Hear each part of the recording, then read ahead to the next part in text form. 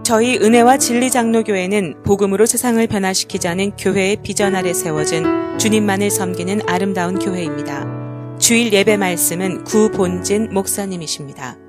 설교 말씀을 들으시는 중에 하나님의 풍성하신 은혜가 함께 하시길 바랍니다. 오늘 어린이 주일, 5월 첫째 주는 우리가 어린이 주일로 지킵니다. 한국에서는 5월 5일을 어린이날로 그렇게 제정해서 중요한 날로 여기는데, 미국은 어린이날을 특별히 제정할 필요가 없죠. 미국은 365일이 어린이를 중심으로 해서 이루어지는 것처럼 보일 만큼 아이들을 중요하게 생각을 합니다.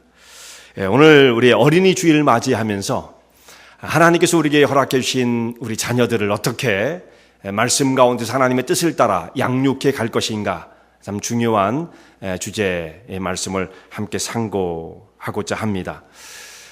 얼마 전에 한국에서 들려온 소식, 아주 비극적인 소식이 있었습니다. 가장 최근에는 이제 세월호의 침몰 사건 때문에 어린 학생들, 고등학교 학생들이 수학여행을 가다가 정말 들떠 있던 그 마음들, 부모를 떠나서 새로운 곳에 가서 우리 자기 친구들과 선생님들과 함께 수학여행을 한다는 거 얼마나 들뜨는 일입니까? 그 즐거운 일, 그 길에 가다가 도중에서 물속에 빠져서 나오지 못하는 이 비극적인 일을 보면서 너무나 가슴이 아팠고, 또 이런 일을 처리하는 과정에서 나라가 송두리째 뿌리가 뽑히면서 정말 대한민국 호가 물속으로 깔아앉는 것처럼 보여서 더 안타깝기가 그지없습니다. 하루속히 이런 모든 아픔 속에서 벗어나서 우리 한민족이, 우리 대한민국이 정말 하나님 앞에 쓰임받는 그런 나라가 되기를 간절히 소망을 합니다.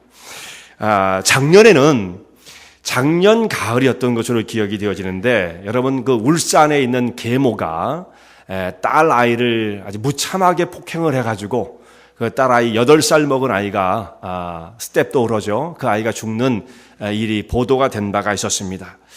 제가 집에 가서 이제 새벽 기도를 끝나고 가가지고 이제 신문을 쭉 주로 보고 이제 그 기사들을 이렇게 쭉 스크랩을 하게 되어지는데, 거길 보다가 제 이 기사를 읽으면서 얼마나 제 가슴이 막 그냥 답답해오고 눈물이 나고 분노가 치솟아 오르는지 정말 이 마음을 추스리기가 어려울 만큼 분노가 일어났더라고요.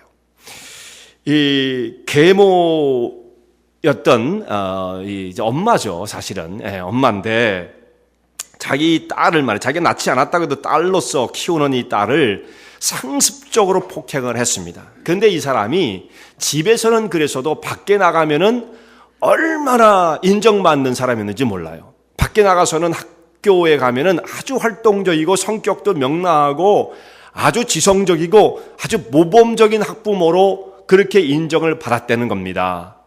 학교에서도 봉사활동 같은 걸 많이 했다는 거예요. 그래서 제가 비록 아이가 계모 밑에서 자라지만 정말 좋은 엄마를 만나서 좋은 양육을 받으면서 사랑받으면서 큰다, 주변에 있는 사람들은 그렇게 이 가정을 보고 있었다는 것입니다. 그런데 이렇게 주변에 있는 사람들에게 인정을 받던 이 엄마가 집에 가면 악마로 돌변을 해가지고 그 딸을 폭행을 하는데, 이게 아주 상습적인 거예요.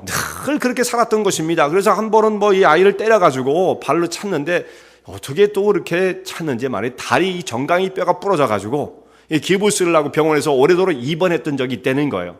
그럼 이런 일들이 있었으면 주변에 있는 사람들이 정말 모니터링을 하고, 또 그 친부 아버지가 그런 일들을 못하게 해야 되지 않겠어요? 빨리 질서를 바로잡아야 되지 않겠습니까? 그런데 그냥 방치가 됐던 거예요. 그래서 결국은 작년 가을에 소풍을 가는 날에 이 딸아이 8살 먹은 애가 엄마 나 소풍 갈 수 있게 해주세요 그랬는데, 소풍을 안 보내고 이 애를 폭행하기 시작해가지고 애를 때렸는데, 어떻게 되느냐 하면 사람의 갈비뼈가 24개입니다. 24개 낭쪽에 12개씩 해가지고. 근데 그 24개의 갈비뼈, 어린아이 갈비뼈는 잘 부러지지도 않아요. 사실은 이게 탄성이 있기 때문에.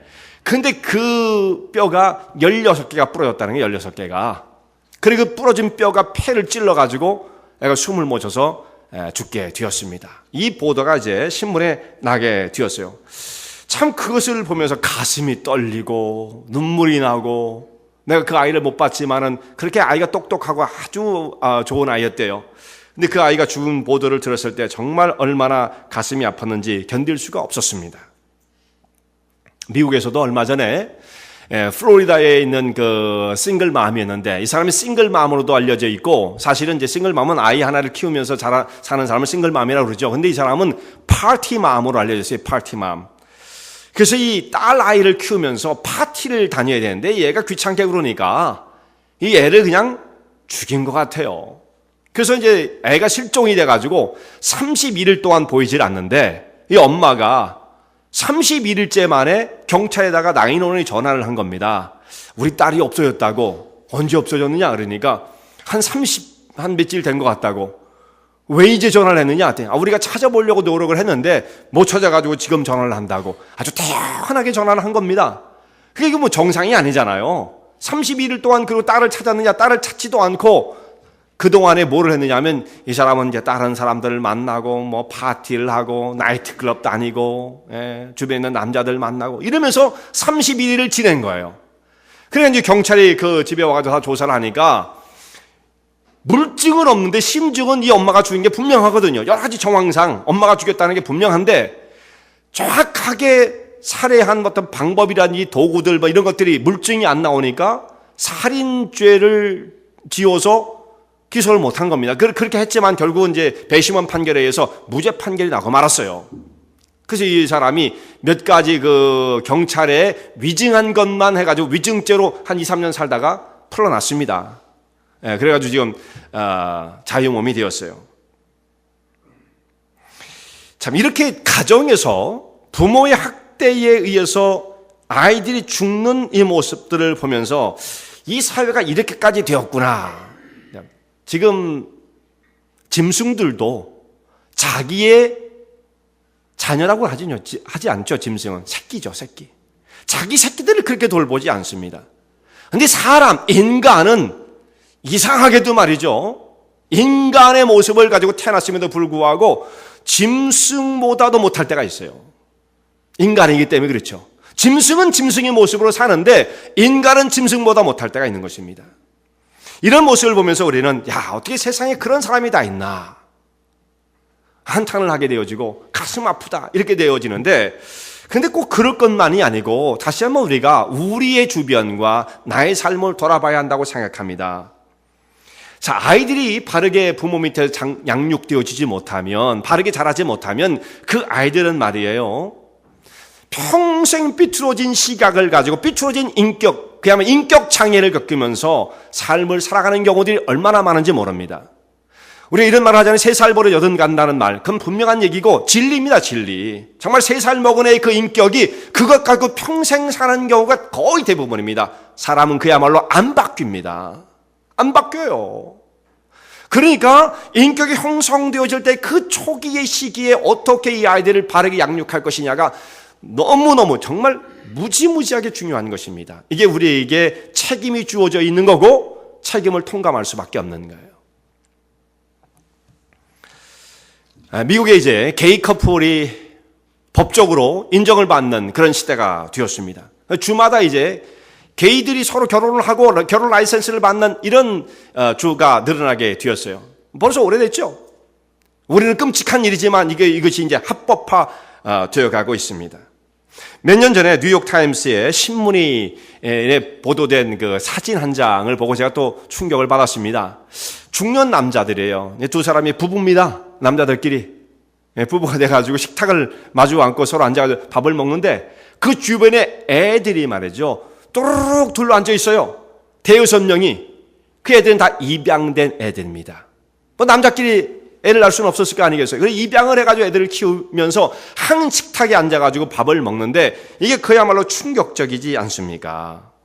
남자 2명이 부부 역할을 하는 거예요. 아버지 역할, 엄마 역할을 어떻게 하는지 모르겠습니다만 이 사람들이 애들을 입양까지 해가지고 그들을 키울 때에 거기서 자라는 아이들이 앞으로 그 성에 대한 정체성을 어떻게 확립할 것이냐. 이렇게 사는 건가 보다. 사람들이 남자끼리 사는 거고 여자끼리 사는가 보다. 그러면 결혼 라이센스 주는 거고 이렇게 사는 거구나. 그렇게 생각되지 않겠습니까? 정상적인 가정에서 자라도 애들이 어떨 때는 삐뚤어 가는데 그런 가정에 자란 애들이 어떻게 되겠느냐 이 말이에요. 정말 끔찍하게 그지없는 일입니다. 이런 극단적인 혼란이 계속 이 시대 가운데 벌어지고 있습니다. 지금 이런 일들이 바로 포스트 모더니즘의 그 시대 속에서 일어나고 있는 일들이에요. 그러니까 포스트 모더니즘이라는 것은 후현대 혹은 탈현대 이렇게 우리가 번역을 하게 되어지는데, 모더니즘이 있고 모더니즘 이후에 온 것이 이제 포스트 모더니즘이죠. 포스트, 그보다 후다, 그런 뜻으로 불렸는데, 이게 이제 어떤 것을 의미하냐면 모든 질서의, 기존 질서의 파괴입니다. 뭐 특별한 것도 아니에요. 기존 질서의 파괴, 이게 포스트 모더니즘의 기조인 겁니다. 과거의 전통적인 것은 다 없애고 그건 사람을 억제하는 거다. 우리를 자유롭게 못하는 거다. 사람을 불편하게 만드는 거다. 그렇게 사람은 답답해서 어떻게 사느냐. 다 집어던지고 네 원하는 대로 살아. 이게 포스트 모더니즘의 이 기조인 겁니다. 과거의 모든 전통의 질서들을 다 깨트려 버리는 거죠. 그리고 무질서, 이게 새로운 질서다 이거예요. 자, 그렇게 나가는 가운데서 문제가 뭐냐면 결국은 성경적인 신앙의 가르침을 다 거부해 버리는 것이죠. 자, 그 사람들이 하나님을 믿지 않는 사람들이니까 성경을 중요하게 생각할 일은 없을 것입니다만, 성경을 중요하게 생각하지 않는다. 오케이, 그것까지는 우리가 어떻게 할 수는 없어요. 그렇지만 문제가 이제 어떻게 되어지냐면, 성경에서 말씀하시는 말은 하나님의 선하신 의도를 가지고 이 천지 모든 만물을 하나님의 뜻과 작정 속에서 창조하신 선한 창조를 말씀한단 말이에요. 선한 창조. 목적이 분명한 거예요. 이 땅에 있는 이 모든 피조물 세계는 하나님의 영광을 드러내고 하나님의 영광을 드리는 목적이 분명한 그 방향성, 지향성을 가지고 있는 것입니다. 그런데 이것을 부정하는 포스트 모더니즘의 기조는 뭐냐면 무질서야, 질서가 없다, 이걸 선포하는 거죠. 어디 세상에 질서가 있느냐? 모든 게 다 우연이다 이거예요. 모든 게 우연. 빅뱅에 의해서 뻥 터져가지고 그냥 이 우주가 저절로 생겨난 것이고, 그렇게 오래오래 흘러다 오다 보니까 생명이 출현하게 되었고, 우리도 그 중에 한 산물이지 무슨 신의 작정이고 그런 거 없다 이거죠. 그렇다면 뭡니까? 완전히 진화론적인 그 논리에 의해서 이 세계가 지배가 되어지는 것입니다. 그럼 문제가 뭐냐면 목적과 방향이 없는 거예요. 우리가 왜 살아야 되는지, 무슨 의미를 띠고 살아야 되는지, 이런 것이 다 없어진, 네가 지금 원하는 것, 네가 하고 싶은 것을 하면 된다고 하는 이런 것을 가르치는 시대가 되었다는 말입니다. 물론 이것을 여러분 가르칠 필요가 없죠. 사람은 원래 그렇게끔 살게끔 되어 있습니다. 하나님을 떠난 사람들은 그냥 그렇게 사는 거예요. 그게 자연인의 모습이에요. 근데 그렇게 살면 안 되는 거죠. 목적도 없이 방향도 없이 이렇게 살아가면 되겠습니까? 정말 이런 세대 속에서 우리가 우리 자녀들을 어떻게 키워갈 것인가, 양육할 것인가, 너무너무도 중요한 문제다, 이런 말씀입니다. 이럴 때 우리가 정신을 정말 바르게 차리지 못한 상태로 자녀들을 교육하게 되어진다면 이 세상에 왜곡되어진 질서 속에 자녀를 빼앗길 수밖에 없는 것, 이건 필연적인 것입니다. 우리가 흐물흐물하게 봐서는 안 될 문제다 이 말씀이죠. 정신을 정말 바르게 차려야 합니다. 오늘 마가복음 10장의 13절부터 예수님께서 어린아이에 대한 말씀을 하시는데, 오늘 이 말씀이 참 소중한 말씀이에요. 예수님께서 어린아이를 어떻게 보고 계시는가, 어린아이를 어떤 존재로 예수님은 말씀해 주시는가, 굉장히 중요한 말씀이죠. 이 당시 사회는 사람들이 어린아이를 가치 있게 여기지 않았습니다. 어린아이는 숫자도 안 들어갈 뿐만 아니라 이 어린아이는 부모가 마음대로 하는 거예요. 진짜 마음대로 하는 겁니다. 죽이고 싶으면 죽이고 살리고 싶으면 살리고, 그런 시대였는데 예수님께서는 어린아이를 어떻게 보고 계시느냐, 얼마나 소중하게 어린아이를 말씀하십니까? 근데 그 바로 앞에 있는 말씀 보면은 거기에 가정에 대해서 말씀하세요. 남자와 여자가 이제 부모를 떠나서 둘이 합하여 한 몸을 이루게 되어지고, 또 하나님께서 짝지어 주신 것을 사람이 나누지 못한다라고 하는 이 가정의 원리, 부부의 원리에 대해서 먼저 말씀을 하십니다. 그러면 그렇게 가정이 형성되어지면, 성립하게 되어지면 그 이후에 자연스럽게 자녀가 출생할 수가 있겠죠. 자녀가 나올 수 있지 않겠습니까? 그러면 그 자녀들, 어린아이들은 어떻게 키워야 된다. 하나님, 예수님께서 바라보시는 어린아이에 대한 생각을 말씀해 주시는데 아주 중요한 말씀이 되어집니다. 오늘 그렇게 예수님께서 어린아이에 대한 생각을 드러내실 때에 먼저 있었던 일이 있었어요. 그게 뭐냐면 사람들이 자기 애들을 예수님께로 데리고 온 겁니다. 예수님께서 제자들과 함께 이렇게 계시는데 그 아이들을 데리고 예수님께로 와가지고 마태복음에 있는 말씀 보면 거기 보면 예수님께서 이들을 축복해 주시길 바라는 마음으로 예수님께로 데리고 나왔다 이렇게 말씀되는데 여기는 그냥 예수님께로 자녀들을 데리고 나왔다 이렇게 말씀되어 있어요. 만져주심을 바라고, 여기는 이제 만져주심을 바라고, 마태복음은 만져주시고 축복해 주시길 바라고 이렇게 되어 있어요. 조금 다르지만 같은 그런 의미죠. 중요한 것이 뭐냐면 아이들을 예수님께로 데리고 나왔다는 거예요. 부모들이 데리고 나왔죠. 이게 중요한 말씀입니다. 그 당시에도 아이들이 예수님께로 자기가 막 달려서 갈 수 있었느냐? 그건 안 되는 거예요. 아이들은 부모의 가이드가 없이는, 부모의 인도함이 없이는 예수님께로 나올 수가 없습니다. 자기가 어떻게 다닐 수 있겠으며 예수님을 어떻게 알아볼 수가 있겠어요. 근데 그런 일들은 거의 일어나지 않는 거죠. 그러니까 부모가 아이들을 데리고 오는 겁니다. 걔들은 피동적이니까 능동적으로 뭘 할 수 없으니까 아이를 데리고 안고 손에 이렇게 끌려가지고 예수님께로 데리고 나왔다. 이 데리고 나왔다는 것이 그렇게 중요한 거예요. 자, 한국 같은 상황에서는 아이들이 차를 타고 교회를 가는 게 아니니까 바로 동네 옆에 교회들이 있잖아요. 그러니까 교회에서 전도를 하러 다니면서 주변에 있는 아이들 이렇게 모아가지고 교회로 인도하는 경우들도 있어요. 그럼 애들이 막 선생님 따라가지고 교회에 옵니다. 그래가지고 교회를 이제 다니면서 점점 신앙이 생기고 또 아이가 커가면서 나중에 부모님을 전도하는 일까지 생겨납니다. 이게 진짜 현실적으로 있는 일들이에요. 그렇지만 특별히 미국 같은 경우는 아이 스스로 하나님의 교회에 예수님 앞으로 온다는 건 이건 불가능한 일이죠. 그러니까 부모가 전적으로 이 일은 책임질 수밖에 없는 거예요. 여기 있는 부모가 예수님께로 아이들을 데리고 나왔다. 이게 얼마나 중요한 문제입니까? 우리들도 예수님 앞에 아이를 부지런히 데리고 나와 있네요. 부지런히. 주일날은 물론이에요. 주일날 애들 데리고 딴 데 갈 생각하지 마셔야 됩니다. 딴 데 가지 마시고 교회로 데리고 나와야 돼요. 주일날. 이건 당연한 것이죠. absolutely 이건 타협할 수 있는 일이 아닌 거예요. 무조건 데리고 나오는 거예요. 금요일 날도 데리고 오세요. 금요일 날도. 금요일 저녁 우리 집회가 있는데 그때 애들 데리고 오세요. 그래가지고 애들도 집회가 있으니까 그때 애들 거기 와가지고 찬송도 부르고 말씀도 공부하고 크래프트도 하고 아이들 이렇게 교제할 수 있는 그런 기회들 만들어 주어야 합니다. 여러분 그때뿐만이 아니에요. 새벽에도 데리고 오세요. 새벽에도. 특별히 우리는 매일은 안 되죠. 주말에 우리가 새벽 기도를 우리 성도님들이 같이 열심을 내서 한번 모이십시다 하지 않습니까? 토요일날 우리는 주일날 새벽 기도 없어요. 지금은 이제 우리 일부 예배가 너무 일찍이기 때문에 토요일날 하루 우리가 기회가 있습니다. 토요일날 새벽에 잠자는 애들 깨워가지고 데리고 오면 업고 안고 나오면 걔들은 나오게끔 돼 있어요. 그러면 되는 거 아니겠어요? 여러분 지금은 그것이 가능해요.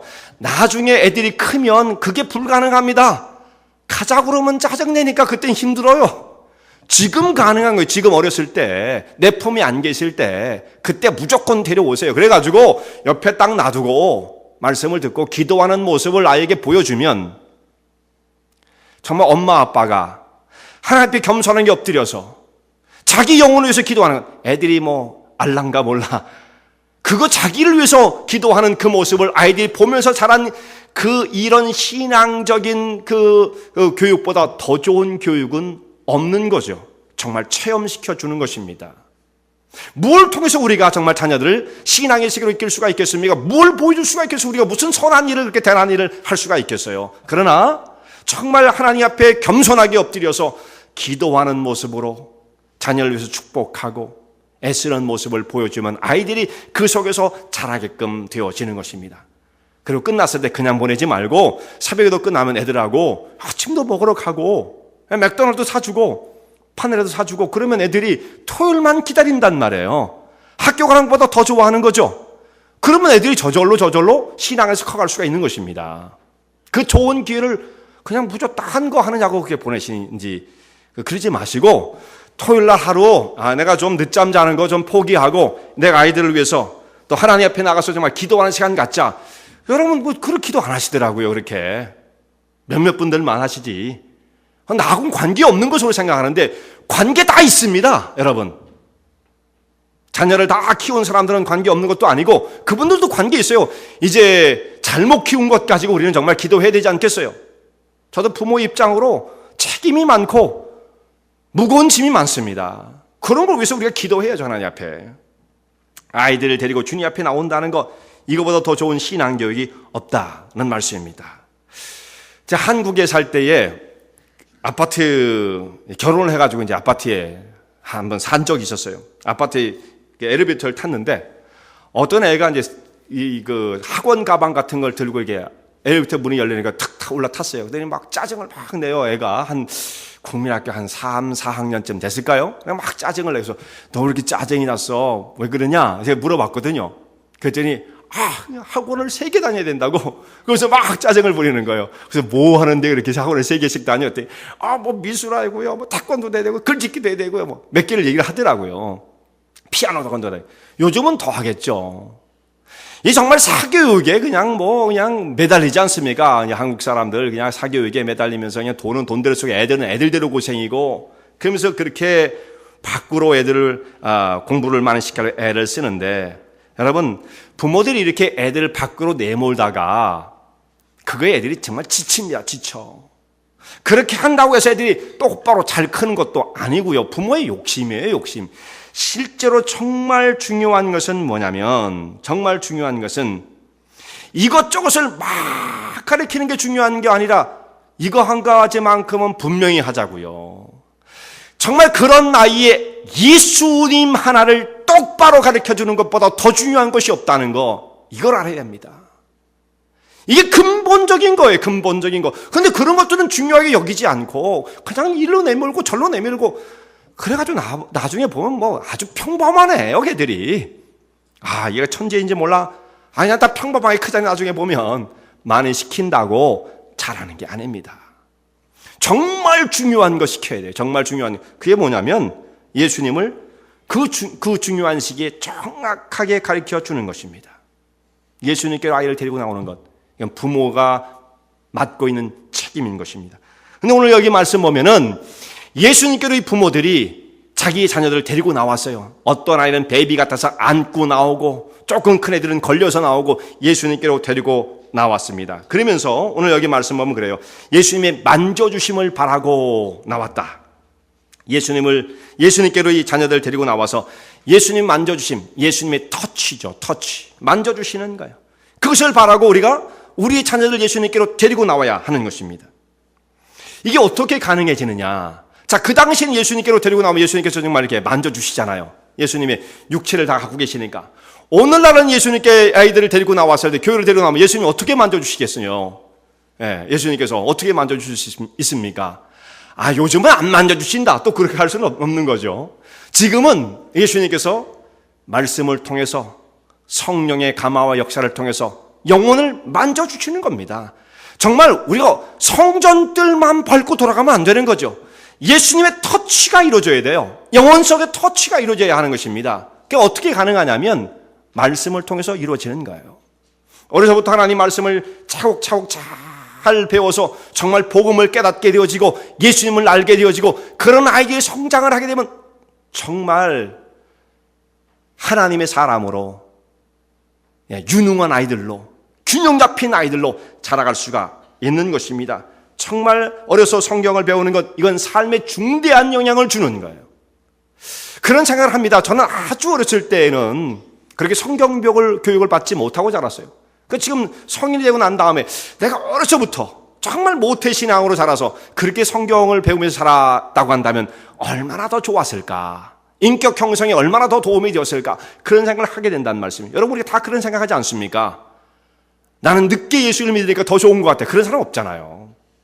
어려서 성경 말씀을 배우면서 하나님 말씀 가운데 자랐다면 얼마나 좋았겠는가. 성경에 보면 대부분의 사람이 다 그랬죠.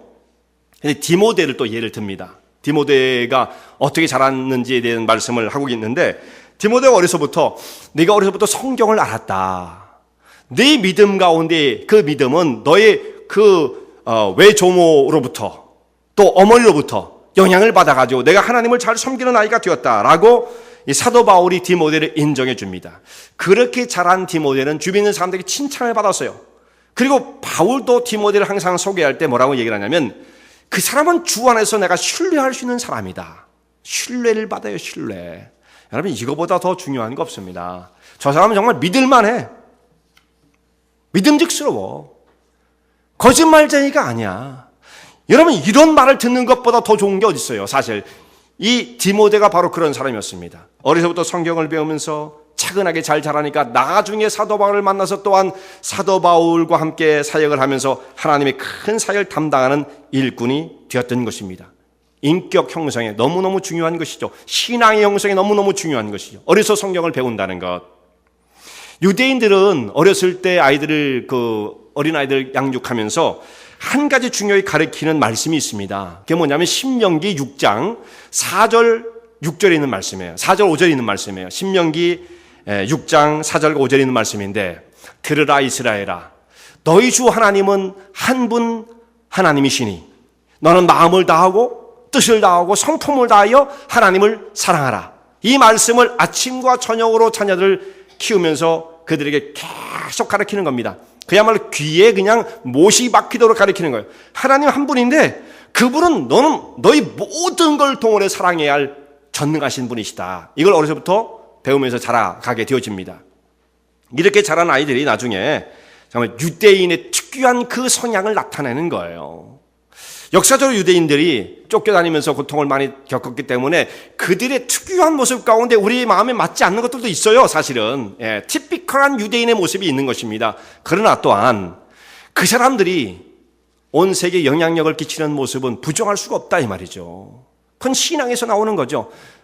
아직은 예수님을 알지 못하는 사람 그 반쪽밖에 안 되기 때문에 문제이지만, 그러나 그 뿌리로 가보면 구약 성경에 하나님 한 분을 바라보는 그들의 하나님을 향한 경외심은 없는 거라고 말할 수 없다 이 말이죠. 우리의 입장에서 보면 그들은 아직도 부족한, 아직 복음을 깨닫지 못한, 아직도 문제 있는 사람들이지만 구약에 깊은 뿌리를 두고 있는 사람이라는 것을 우리는 부정할 수는 없는 것입니다. 그렇게 신앙교육을 받으며 자란 사람들이다 이런 말씀이죠. 이렇게 아이들이 자라게 되어지면 신앙교육 가운데 정말 중요한 것이 뭐냐면, 내가 이 세상 가운데 어떤 의미를 가지고 난 사람인가, 이걸 발견하게 되어져요. 이게 무슨 뜻이냐면, 자기의 아이덴티티, 내가 누구인가, 이걸 깨닫는다는 것이 굉장히 중요한 것입니다. 특별히 우리는 미국에 살면서 내가 누구인가에 대한 혼란, 정체성의 그 혼란이 있어요. 아이덴티티 크라이시스라고 그러는데 그걸 겪게 되어집니다. 문제가 뭐냐면, 나는 한국 가정에 태어나가지고 한국말을 배우면서 이렇게 쭉 자라다가 학교에 가면 미국 애들을 만나면서 영어를 배우고 미국의 컬처에 노출되어지고 여기서 혼란스러운 게 너무나 많아요. 그래서 내가 미국 사람인지 한국 사람인지 헷갈려. 그게 우리 2세들이 겪는 모든 사람들의 공통된 그 혼란이에요. 고통입니다. 근데 이것이 그냥 아주 홍역을 치르지 않고 지나가는 사람도 있지만, 어떤 사람들은 여기서 너무너무 고통스러워가지고 심지어 자기가 목숨을 끊는 사람까지 있다는 말씀이죠. 내가 누군지를 모른다는 것, 이거 굉장히 혼란입니다. 우리는 그런 걸 겪어보지 않았기 때문에 잘 모르지만 아이들은 거기서 오는 고통이 굉장한 것입니다. 그런데 내가 미국 사람인지 한국 사람인지도 모르겠다고 하는 그 혼란도 고통스러운데, 여러분 생각해 보세요. 내가 이 세상에 왜 왔는지를 모르겠다고 하는 그 아이덴티티 크라이시스는 이거야말로 진짜 혼란스러운 것입니다. 내가 왜 어떤 목적을 가지고 무슨 의미를 가지고 나라는 존재가 무언가, 이걸 모른다고 한다면 미국 사람 한국 사람 헷갈리는 거하고 비교가 안 되는 거죠. 그런데 예수를 알고 하나님의 거룩한 백성 되어지면 너는 하나님의 소중한 자녀다. 너를 통해서 이루시고자 하는 하나님의 거룩한 계획이 있어. 넌 보통 애가 아니야. 이걸 아이들에게 심어주고 그런 자부심을 교만하라는 게 아니라, 그런 자부심을 키워주면 야, 내가 밸류가 있는 사람이구나. 내가 보통 사람이 아니다. 교만하라는 게 아니라 자기의 존재됨에 그 가치를 알아야만 능력을 발휘할 거 아니겠어요. 그 가치를 발휘하면서 나는 아무것도 아니야. 모르겠어. 한국 사람인지 미국 사람인지 그것조차 모르고 내가 이 땅에 왔는지 왜 왔는지도 모르겠어. 그렇게 살면 그 정도 가치밖에 발휘 못하는 거예요. 이것을 아이들에게 깨우쳐준다는 것, 이게 얼마나 놀라운 것입니까? 바로 내가 누구인가를 깨우쳐주는 것, 예수님을 만나게 하고 예수님의 터치가 그 영혼 가운데 이루어지면 이건 스스로 깨닫게 되어지는 거죠. 놀라운 가치를 발휘하게 되어지는 것입니다. 이렇게 자라는 아이들 축복 속에 자라가는 것입니다. 자, 예수님께로 자녀들 데리고 오는 것은 주님의 보호 아래서 우리 자녀를 키워야겠다고 하는 부모의 그런 바람이에요. 예수님께로 자녀를 데려올 때 예수님 우리 자녀를 보호해 주십시오. 그랬더니 예수님께서 어떻게 합니까? 이 아이들이 이렇게 예수님께 다가오는 걸 보고 예수님이 그 아이들을 어떻게 했어요? 끌어안아 주셨죠. 그 품에 안으셨다. 이렇게 돼 있어요. 여러분, 품에 안는다는 건 뭘 의미합니까? 깊은 접촉, 깊은 릴레이션십을 의미할 수 있죠. 근데 그뿐만 아니라 앞에서는 터치는 이루어졌으니까 오늘 여기서 조금 다른 각도에서 본다면 예수님의 품에 안는다, 보호의 입장, 프로텍트로 우리가 볼 수 있지 않습니까? 예수님의 품 안에 아이를 맡기는 거예요. 세상의 품에 아이를 던지지 아니하고 예수님의 품에 아이를 안기게끔 예수님이 보호하신 날개 아래 그 안에 우리 아이를 품어주십시오. 거칠고 험악한 세상입니다. 이 세상. 자, 여기서 아이들이 세상으로 뺏기느냐 아니면 하나님의 사람으로 성장을 하느냐, 나의 정말 소중한 자녀로 성장을 하느냐, 세상에 있는 속한 아이들로 성장하느냐, 굉장히 중요한 기로 속에 우리가 놓여 있다는 것을 잘 알아야 합니다. 그런 가운데 유아 세례를 베풀게 되어지죠. 유아 세례. 유아 세례를 왜 하는 것입니까?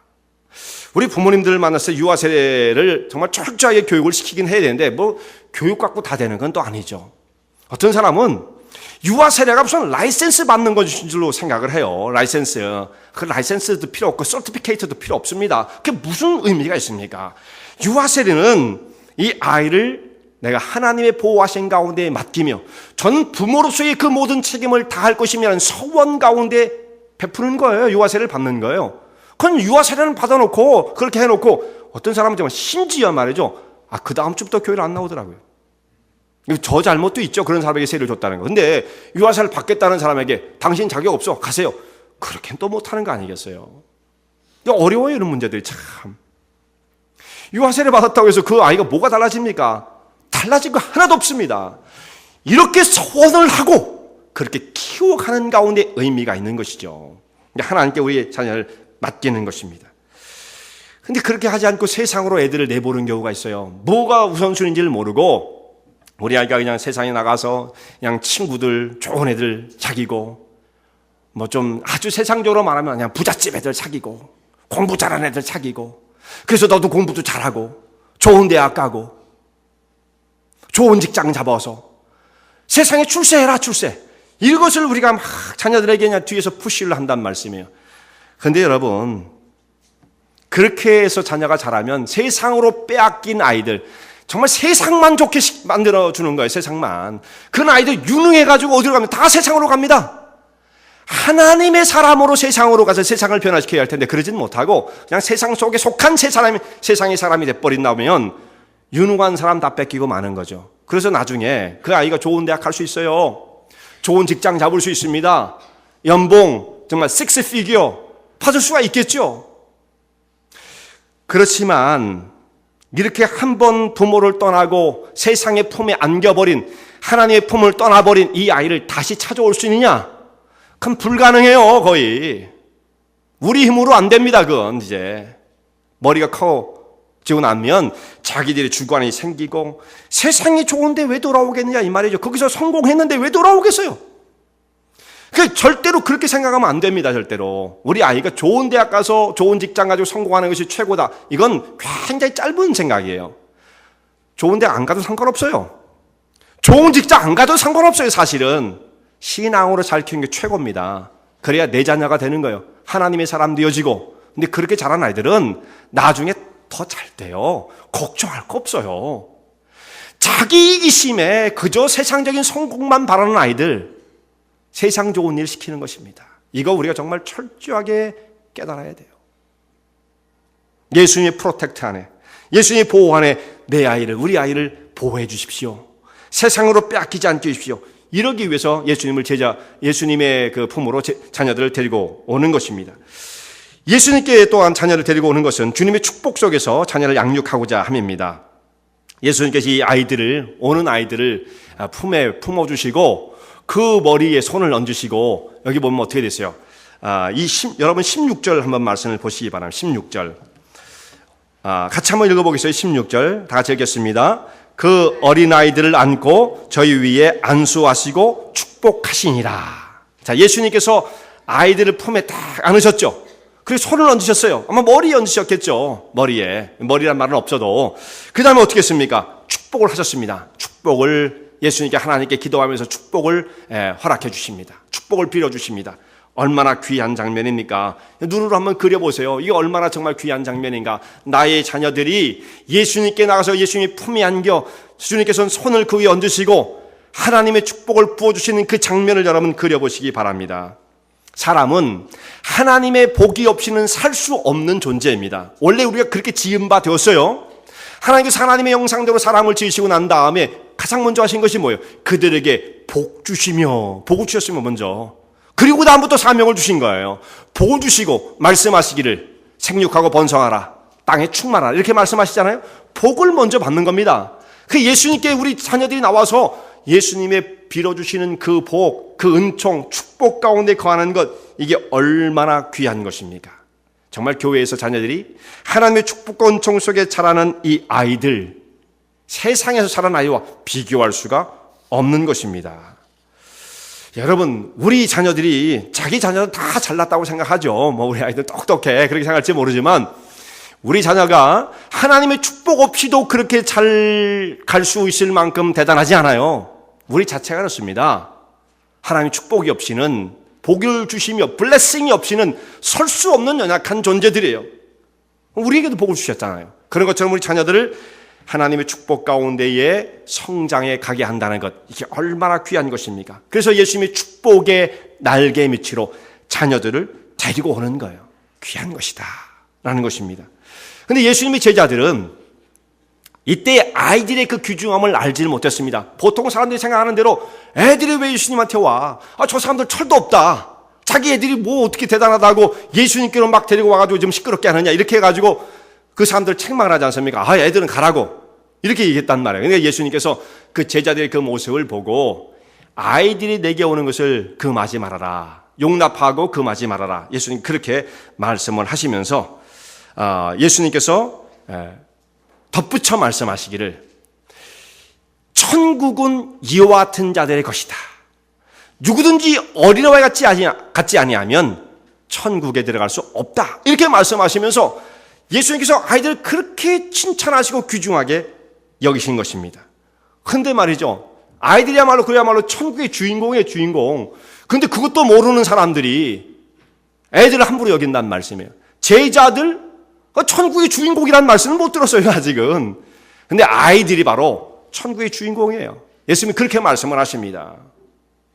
그런데 이렇게 아이를 칭찬하시는 그 아이의 특성이 무언가를 우리가 깨달아야 됩니다. 자, 우리가 오늘 두 가지의 말씀이에요. 한 가지는 우리 아이를 어떻게 양육할 것인가의 부모의 책임과 예수님께서 말씀하시는 아이가 가지고 있는 특성이 무엇이길래 이렇게 천국은 어린 같지 않으면 들어갈 수 없다고 말씀하시는 아이의 칭찬받는 이유가 무엇인가, 이 부분을 생각을 해야 하는 것입니다. 자, 어린아이가 갖고 있는 특징이 뭐예요? 어린아이가 갖고 있는 특징, 겸손이잖아요. 나 아무것도 잘 몰라요. 진짜 모르니까. 근데 우리도 모르잖아요, 사실. 우리도 잘 모른다고요. 그러니까 모른다고 하는 게 정상입니다. 근데 자기가 다 아는 것처럼 하는 경우도 있거든요. 아이들은 저 몰라요, 아무것도. 겸손이죠, 겸손. 알면 또 알수록 모르는 게 많다는 걸 또 깨닫게 되죠. 그러니까 알면 알수록 원래 겸손한 거고, 모르니까 또 겸손한 거고, 그러니까 사람은 원래 겸손해야 되는 겁니다. 근데 어정쩡하면 자기가 많이 안다고 생각하는 거죠. 여기서부터 이제 문제가 생기기 시작하는 거예요. 아이들은 진짜 모르기 때문에 나는 아무것도 모른다. 겸손이죠. 낮아짐이란 말씀이에요.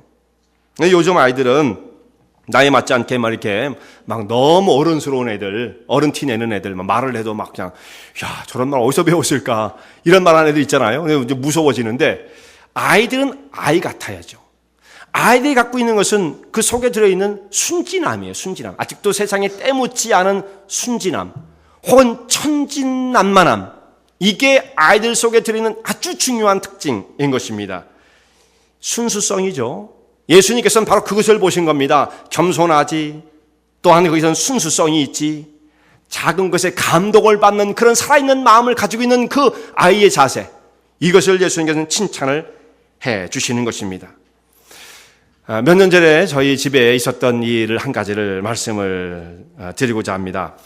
우리 뒷마당에 이게 잡목들, 부싯더미가 있었는데 거기 사이에 말이죠, 오리가 와가지고 오리가 둥지를 만들어 놓고 거기에 오리 알을 놔놓고 오리를 품고 그 알을 품고 있는 것을 보게 되었었어요. 아주 오래전 일입니다.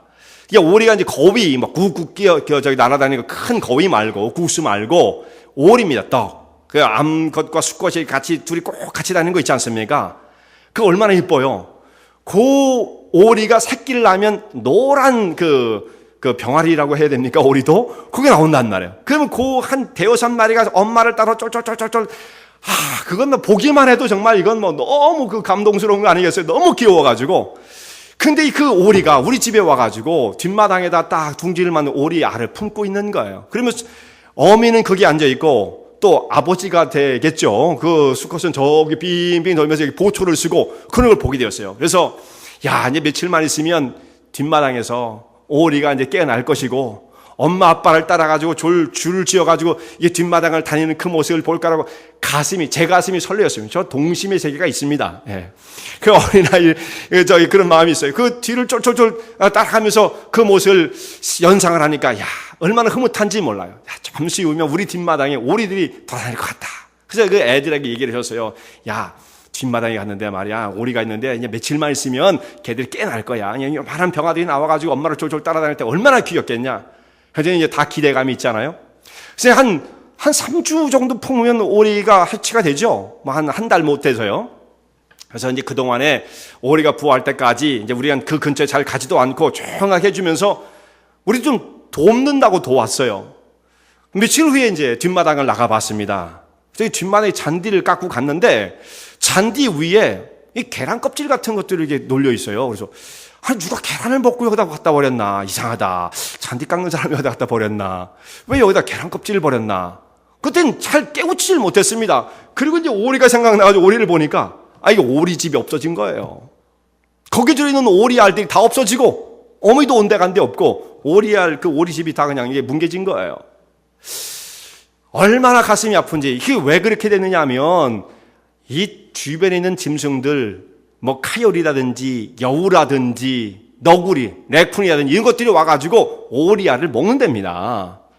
그러니까 이제 이걸 지키고 있다가 그렇게 그 오리 그 엄마가 그 끝까지 알을 지키지 못하고 그냥 죽고 마는 거예요. 가슴이 너무 아프더라고요.